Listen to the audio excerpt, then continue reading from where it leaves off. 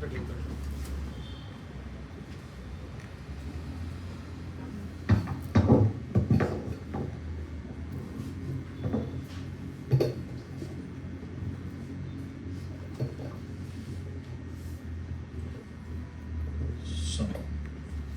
mais uma vez, boa noite, meus irmãos.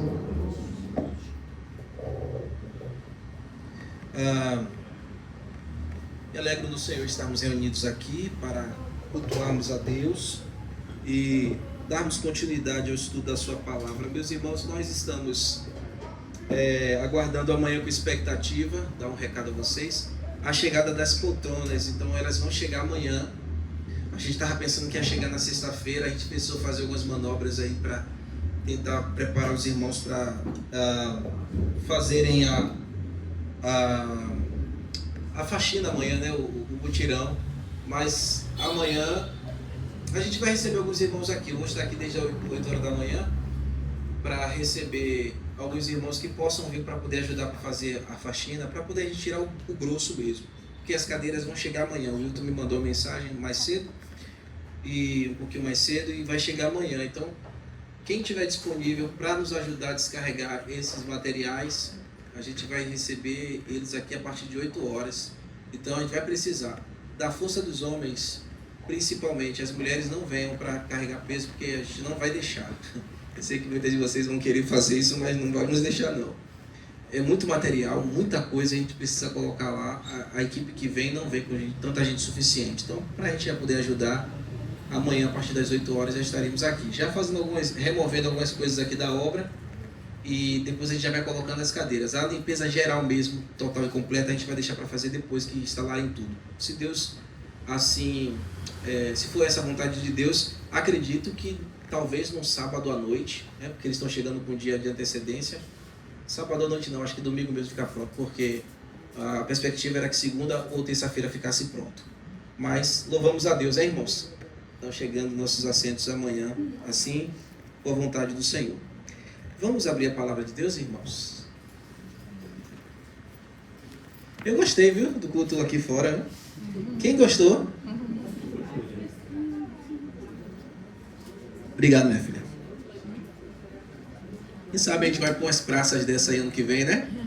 Fazer umas campanhas em praças, para a gente fazer culto público. Quem topa? Só vocês, 3, 4, 5, 6, tá melhorando. Sim. Oi? Sim. Itabuna? Estão falando mesmo. Isso é verdade. Quem sabe, né, irmãos? Vamos orar por esse propósito. Meus irmãos queridos, nós estamos aqui essas semanas, culto de oração, refletindo sobre o advento do Natal. E eu penso assim no meu coração em a gente tomar essas semanas de culto de oração para refletir um pouco, mensagens de reflexão sobre o advento natalino. Essa noite nós vamos pensar um pouquinho sobre o rei numa manjedoura. Tá bom? O rei numa manjedoura. Eu quero que vocês, por favor, abram a palavra de Deus em Lucas, Evangelho de Lucas, capítulo 2, versos 6 ao verso 7, para a gente ler como introdução, só para nos basearmos. Não vou me propor fazer exposição textual, mas é uma mensagem de reflexão sobre o rei numa manjedoura. Evangelho de Lucas, capítulo 2, versos 6 ao verso 7, diz a palavra do Senhor assim: Estando eles ali, aconteceu completarem-se-lhes os dias. O que é completarem-se-lhes os dias? Aqui, em Celeste. Isso. Toda mulher fica naquela expectativa quando está chegando o dia, né? Todas as mamães aqui, quando o dia estava chegando, vocês já vão tendo aqueles sentimentos, vocês já vão tendo aquela expectativa, certa ansiedade, certo receio. Maria tinha feito uma viagem tão grande com José para ir para fazer o recenseamento, e Culminou que nesses dias também completou-se o tempo em que Jesus já estava prontinho no ventre de Maria. Então chegou a hora de nascer o Salvador do mundo. E ela deu à luz ao seu filho primogênito. Filho primogênito aqui é porque é o filho de Maria, o primeiro filho de Maria que nasceu. Não é a expressão primogênito teológica como a gente utiliza para entender que é primazia. E Jesus é a primazia da criação, como ele é primogênito da criação. É o primeiro dentre todos, no sentido de que ele tem a proeminência em toda a criação. Depois eu vou falar um pouquinho sobre isso. Mas ele é o primeiro filho de Maria, porque Maria teve outros filhos. Ele é o primogênito de Maria. E também nesse sentido aqui, irmãos, a gente pensa um pouquinho que, por ele ser o primogênito, na cultura daquele povo, ele carrega toda a hegemonia para os seus próximos irmãos. Ele que vai liderar. O primogênito é que lidera. O primogênito que naquela cultura tinha a porção dobrada de herança. Tudo isso, né? Apesar de eles não terem nada para deixar para Jesus, né? Era uma família muito pobrezinha. Enfaixado, ó. E ela deu à luz o seu filho primogênito, enfaixou-o e deitou numa manjedoura, porque não havia lugar para eles na hospedaria. Dois sentidos aqui. Não havia lugar para eles por duas formas, que se pode só imaginar. Não é muito claro para a gente. Primeiro, porque a cidade talvez estivesse muito cheia por causa do recenseamento. Isso é o que dá mais a entender que talvez eles não foram recebidos ali por causa disso. As estalagens estavam completas. Então, é muito provável que por conta do movimento de muitos viajantes voltando para as suas terras para fazer o recenseamento que César Cláudio pediu para fazer, não tinha lugar para que eles ficassem. Outra forma seria que, porque eles eram pobrezinhos demais, não foram muito bem quistos, observaram as suas condições e disseram: vocês não têm condições de fazer nada, de pagar nada, então não temos lugar para você. Então, mas de uma forma ou de outra, já remonta aqui para a gente que esse bebezinho que acabaria de nascer já seria rejeitado. De uma forma ou de outra, ele seria rejeitado pelo seu povo. E vocês sabem que assim foi. O rei deitado em uma manjedoura, numa simples manjedoura. Isso já seria algo impressionante para nós, meus irmãos. Pense em um rei, ou um herdeiro de um rei deitado em uma manjedoura. Pense comigo, ainda nenenzinho, desprovido de todo requinte, de toda a pompa, dentro de uma humilde estribaria, ou nascido dentro de um estábulo. Estribaria, estábulo, para a gente ficar mais próximo, né? Um lugar onde tem animais, onde se guardam os animais. Quem poderia imaginar uma coisa dessa? Qual família real, uma família de uma realeza, que se preze cogitaria algo assim? Claro, uma pergunta aqui retórica. A família onde o nosso Senhor Jesus nasceu não é uma família real. Ele é rei, mas ele não nasceu em uma família real. Ele é rei porque ele é, as profecias dizem que ele veio para esse propósito, ele veio para cumprir isso. Mas a família em que ele nasceu é uma família simples, pobre. É uma família da descendência, da dinastia de Davi, da descendência de Davi. Mas não era a família que reinava, não era mesmo. Jamais ninguém presumiria essa possibilidade, o seu herdeiro nascer em uma estribaria, em um estábulo, muito menos fosse deitado em uma manjedoura, uma espécie de gamela, um lugar onde se coloca alimento para animais comerem. Imagine, teve que se improvisar uma caminha para Jesus, se improvisar um leitozinho para ele ficar. A gente, quando está na expectativa de receber os nossos filhos, a gente faz chá de fraldas, né? A gente quer comprar o berço americano, aquele chique que a gente puxa assim, monta ele, desmonta ele, toma uma forma diferente. A gente quer dar o melhor. Olha, berço americano, né? Eu tive pela misericórdia como dar um berço americano para um dos meus filhos. Não lembrar quem foi, mas a gente deu um berço americano para um deles. Na época a gente podia fazer isso. Agora imagina uma manjedoura, uma humilde manjedoura, um lugar para se deitar completamente improvisado, cheio de palhas, era quentinho, e o nosso Salvador foi colocado ali, no lugar onde os animais se alimentam. Onde é que já se viu isso? Isso foge à realidade de toda inferência à nobreza. Ou, por favor, peço para bichinho parar ali, porque pode incomodar vocês. Já está me incomodando. Por favor, diga a ele que pare, só um minuto. Daqui a pouco ele começa. Eu tive que desligar o som do poste ali, porque eu sei que estava incomodando. Peça só um minutinho.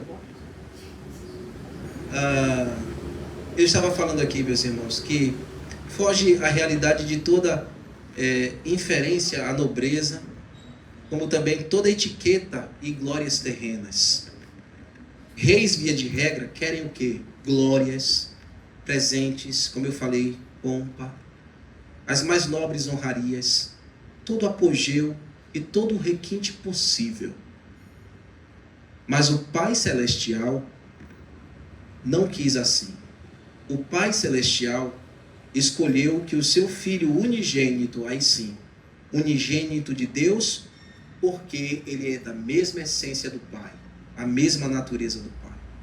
Ele quis que o Filho eternamente gerado, porque muito embora estivesse nascendo como homem naquele dia, naquela noite, ele é eternamente gerado, ou seja, ele nunca teve início, nem meio e nem fim. Ele é o alfa, o ômega, o princípio e o fim. Ele não tem, seus dias, seus anos não podem ser contados. Ele é o primogênito da criação, porque, como eu disse, nele reside toda a proeminência dos céus e na terra. Aquele pequenino bebê deitado em uma manjedoura dentro de uma estreparia, o Altíssimo Filho de Deus. Então o Pai, nos seus planos eternos, meus irmãos, quis que o seu Filho bendito, que tem todas essas credenciais eternas, que eu acabei de dizer para vocês aqui, nascesse em uma família muito simples, em um lugar muito simples, dentro de um estábulo, e fosse deitado, como eu disse, em uma gamela, em uma manjedoura. Aquele bebezinho um dia nasceu de uma virgem, e também de uma forma muito inusitada, porque era uma virgem. Como é que uma virgem pode ter um filho? Nunca teve relação com homens, como é que pode ter? Mas Deus deu a ela essa promessa quando um anjo visitou e disse a ela, abram comigo Lucas, capítulo 1, versículo 26 ao versículo 35.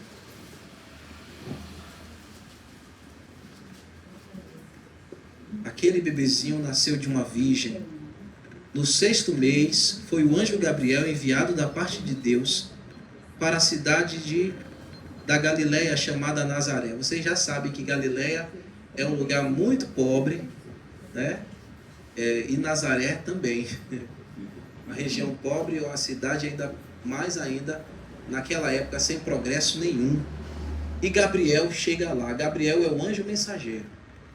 Ele vem para dar a mensagem. Ele vai até Nazaré, a uma virgem desposada, que estava já assim, já comprometida com José. Esse desposar aqui é como um casamento já, mas ainda seria consumado porque ele não tinha conhecido Maria ainda. Ela apenas estava desposada com certo homem da casa de Davi, cujo nome era José. A virgem chamava-se Maria. Da casa de Davi, para mostrar de onde Jesus vem, né? Qual é a sua descendência humana, digamos, descendente do rei Davi. Há uma virgem chamada Maria. E entrando o anjo onde ela estava, disse, alegra-te, muito favorecida, o Senhor é contigo. Ela, porém, ao ouvir estas palavras, turbou-se muito e pôs-se a pensar no que significaria esta saudação. Mas o anjo lhe disse, Maria, não temas, porque achastes graça diante de Deus. Eis que conceberás, darás à luz um filho. Você é virgem, mas você vai conceber. E dará à luz a um filho, e te chamará pelo nome Salvação, Jesus. Este será grande, será chamado Filho do Altíssimo. Deus, o Senhor, lhe dará o trono de Davi, seu pai. Ele reinará, ele é rei. Ela já está recebendo essa informação que ele é rei, ele reinará. Ele reinará para sempre sobre a casa de Jacó, e o seu reino não terá fim. Então disse Maria ao anjo: Como será isso? Pois não tenho relação com homem algum, não conheço sexualmente ninguém. Respondeu-lhe o anjo: Descerá sobre ti o Espírito Santo, e o poder do Altíssimo te envolverá, e com a sua sombra, e por isso o ente santo que há de nascer será chamado Filho de Deus. Santo, puro, Filho de Deus, Messias prometido, Salvador e Rei, que nasceu desta maneira tão simples, dessa maneira tão humilhante para muitos, mas todo-poderoso, Criador de todas as coisas. Em Hebreus, capítulo 1, versículo 2 ao versículo 3, diz a respeito dele isso aqui, olha o autor aos Hebreus: a quem constituiu herdeiro de todas as coisas, pelo qual também fez o universo. Ele é o resplendor da glória e a expressão exata do seu ser, sustentando todas as coisas pela palavra do seu poder, pois, depois de ter feito a purificação dos pecados, assentou-se à direita na majestade, nas alturas. Aleluias. Amém. Sim, irmãos, aquele bebezinho que nasceu naquela noite em Belém e foi envolto em simples panos, não panos de linhos e nem púrpura, como um filhinho de um rei humano poderia ser recebido. Não estava em um palácio, não havia uma comitiva de nobres, não se ouviu arautos humanos tocando trombetas e anunciando o seu nascimento, o nascimento de um herdeiro meramente humano. Mas ele foi recebido e adorado por um coral de anjos celestiais, entoando glórias a Deus nas alturas, paz na terra entre os homens a quem Deus quer bem. Somos nós, amém, irmãos? Amém. A comitiva que foi visitá-los e visitar o bebezinho era formada de simples pastores, vocês sabem muito bem, pastores de ovelhas, os quais estavam no campos próximos de Belém, e viram e ouviram miríades de anjos anunciando o nascimento do Redentor. E quando chegaram lá, viram aquele menininho no regaço de Maria, ao lado de José, seu pai terreno, em uma humilde manjedoura.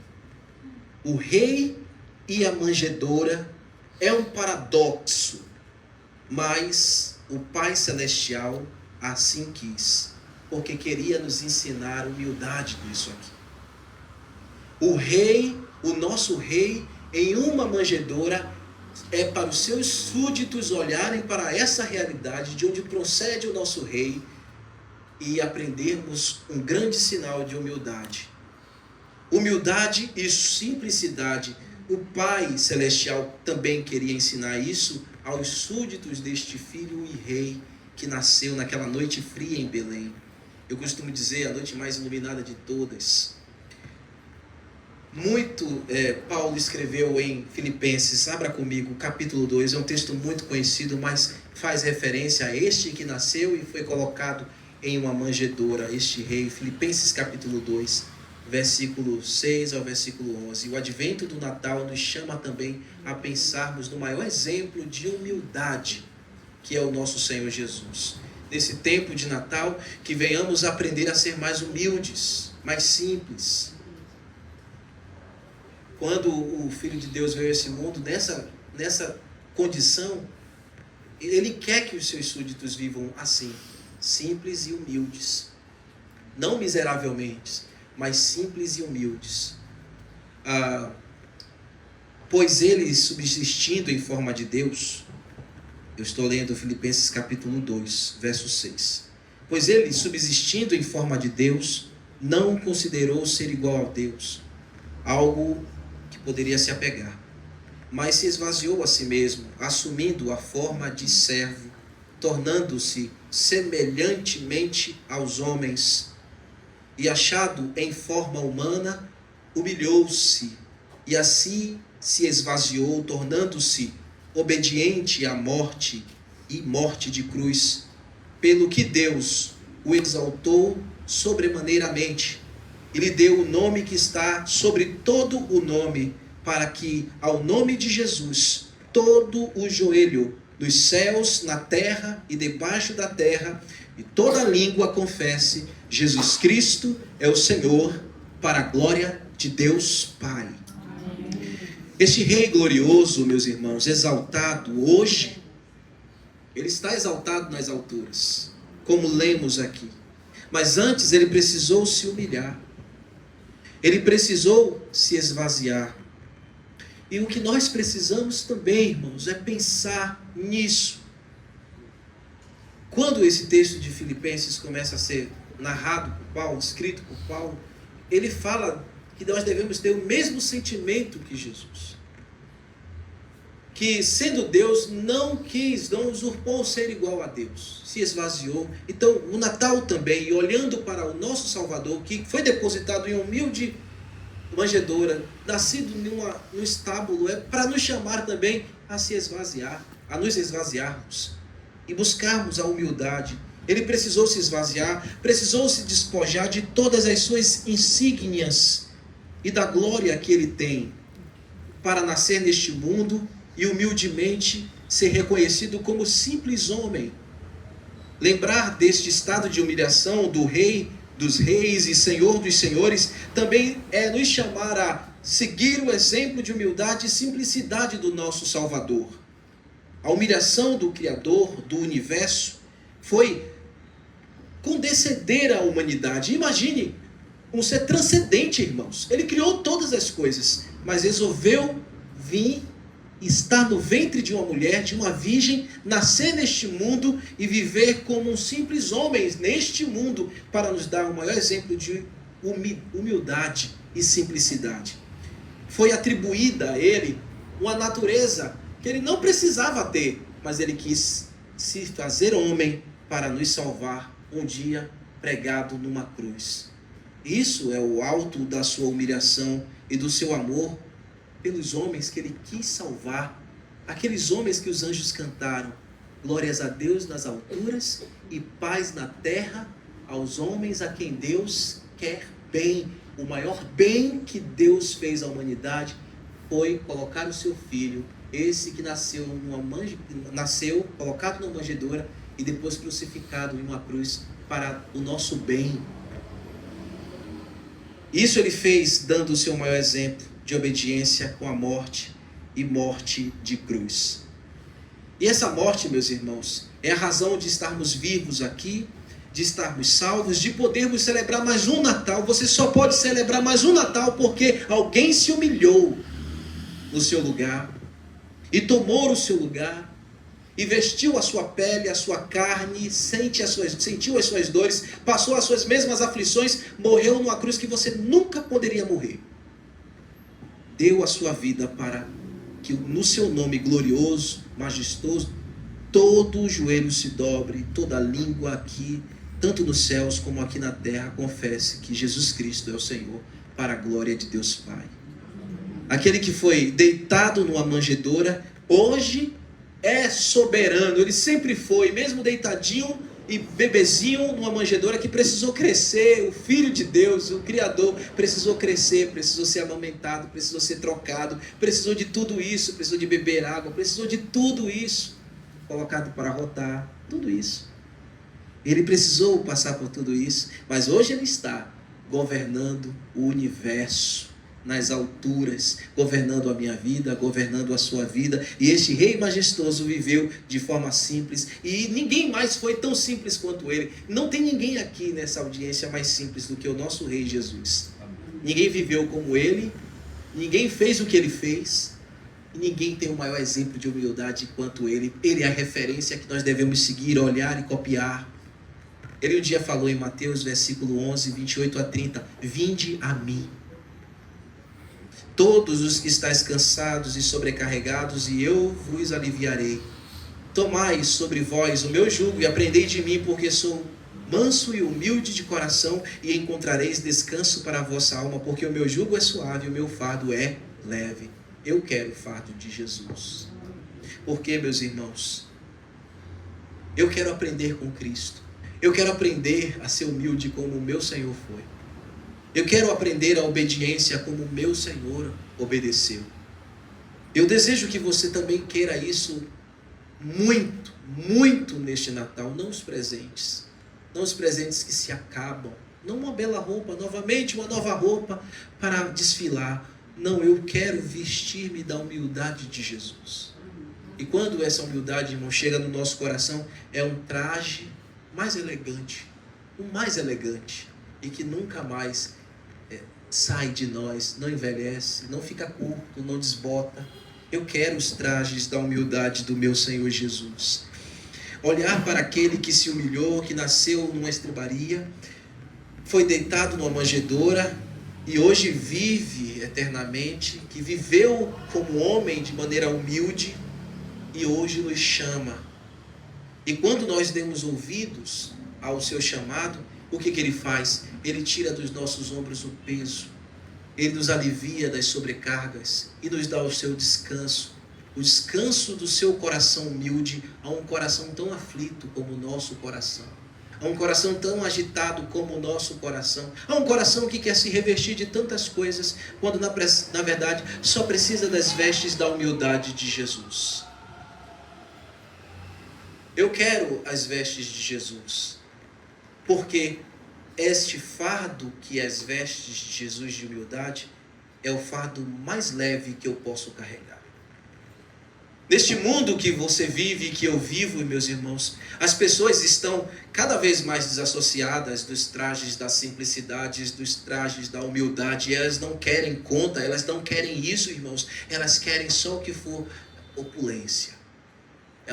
Eles querem as roupas mais cintilantes deste mundo. Eles estão fascinados com as luzes deste mundo que piscam, que não param de piscar e que cada vez mais, ano após ano, continua atraindo uma multidão tão vaidosa, que cultua tudo mesmo, que cultua a uma carreira profissional, que cultua o próprio corpo, que cultuam os bens materiais, mesmo a influência. Hoje estão cultuando a influência. Eu quero ser um influencer. Nesta época natalícia, irmãos, muitas coisas se camuflam. Lobos se camuflam de cordeiros, gananciosos se camuflam de benfeitores, a vaidade se reveste para exibir nas redes sociais bons tratos, vestem-se de papais noéis e que realmente, na verdade, querem somente ser lembrados pelos seus gestos para que todo mundo possa aplaudi-los. E simplesmente relegam quem deveria realmente ser lembrado: aquele que nasceu e deu exemplo de humildade. A mensagem dos humildes é Jesus Cristo, que nasceu, foi depositado numa humilde manjedoura, nasceu deste mundo para salvar os homens dos seus pecados. E realmente, meus irmãos, esta mensagem está esquecida nas ceias natalinas. Se aplaudem tudo, se fazem retrospectivas de tantas coisas, se aplaudem as muitas conquistas, o novo emprego que foi conseguido, a faculdade que o filho acessou, o novo apartamento e o novo carro que trocou, aplaudem tudo isso e na ceia natalina, regada de muita comida, não agradece àquele que deu toda a condição e que deu todas estas coisas. Não lembram do Salvador do mundo, não lembram de Jesus Cristo, não têm humildade para verem esse espectro do Natal. Jesus Cristo é a razão do verdadeiro Natal. E você só vê quando acaba o dia 24, 25, todo mundo volta para a sua vida normal. Todo mundo volta para os seus pesos, para os seus fardos. E voltam para uma vida vazia, para uma vida fria, para uma vida vaidosa, para uma vida centrada em si mesmas. Como eu digo sempre, em si mesmadas.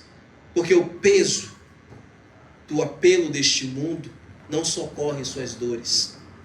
Tão nervosos, tão agitados por perseguirem a ansiedade de coisas triviais.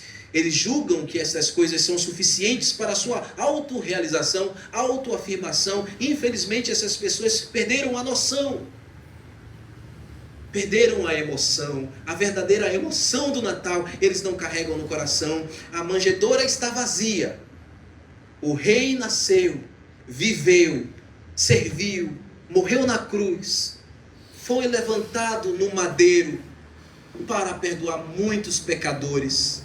Aquela mesma cruz onde ele foi pendurado, ela está vazia, o túmulo onde ele foi depositado está vazio, e ao longo da estrada desta vida também podem até dizer, a manjedoura está vazia, mas o que mais vê são esses símbolos comunicando essas realidades. Eles não conseguem enxergar, porque os seus corações também estão vazios.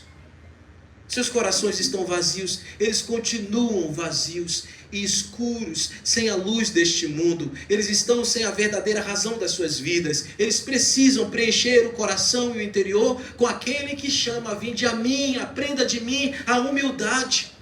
Porque estas coisas que vocês tanto perseguem não podem dar a paz que vocês procuram. Jesus é a paz, Jesus é a luz, Jesus é o significado para as vidas tão vazias que os natais, de anos após anos, sem contemplar aquele que nasceu e foi depositado em uma pequena manjedoura dentro de uma estrebaria, e que morreu numa cruz e ressuscitou, ele que dá verdadeiro motivo e razão para o homem. Eu quero encerrar, irmãos, pensando com vocês que o advento do Natal nos leva a conhecer verdadeira humildade, que está na pessoa de Jesus, o Rei dos Reis, o Senhor dos Senhores, que entregou a sua vida, que da manjedoura foi para uma cruz, que da cruz foi para um túmulo, que do túmulo para a glória nas alturas. E na glória nas alturas, ele recebe todo aquele que humildemente reconhece seus pecados e confessa o seu nome com fé. Que Jesus Cristo seja a nossa luz, que ilumina o nosso coração, e que ele continue sendo o nosso supremo exemplo de humildade e simplicidade. Amém, meus irmãos? Vamos orar. Ó Senhor, nós somos gratos a Ti, Deus Pai, que enviastes o Teu Filho a este mundo para nos ensinar a humildade. O Verbo eterno que se encarnou e viveu entre nós reconhecido como figura humana. Nós o recebemos e o aceitamos no nosso coração e não queremos mais, ó Senhor, nada que este mundo possa nos oferecer, nada deste mundo nos encanta. As suas luzes para nós não têm nenhum valor. E só há um maior exemplo para nós, que é Jesus Cristo, Teu Filho, o primogênito de toda a criação. Ele é o nosso maior exemplo de humildade. Eu quero estas vestes juntos com meus irmãos. Eu quero me revestir da humildade de Cristo. Eu quero viver junto com os meus irmãos este Natal abençoado, porque o Senhor já nos revestiu com vestes de salvação. Cabe-nos andar trajados, meu Deus, humildemente, com simplicidade, porque as coisas deste mundo não mais nos iludem. Aguardamos um dia, Senhor, em que estaremos em uma ceia não natalícia, mas uma ceia celeste com o Salvador dos homens, nos servindo, nos abençoando. O abraçaremos, o Teu Filho e o nosso Salvador, ó Pai. Ó Senhor, seremos recebidos, meu Deus, naquele grande banquete, e todos ali estarão vestidos com trajes da salvação, trajes da humildade de Jesus. Obrigado, Senhor. Aplique essa reflexão no nosso coração. Amém. Irmã José.